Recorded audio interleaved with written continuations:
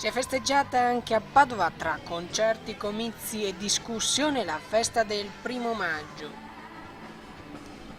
Sul palco in Piazza dei Signori Cristian Ferrari della CGIL di Padova, Sabrina Dorio della CISL di Padova e Rovigo e Riccardo Dallago della UIL di Padova e Rovigo.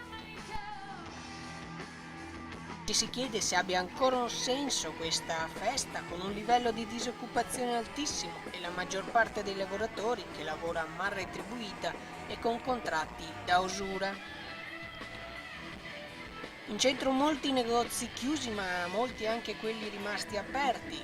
La CISL ha invitato a boicottarli mentre gli studenti universitari hanno distribuito rose rosse alle dipendenti dei negozi rimasti aperti.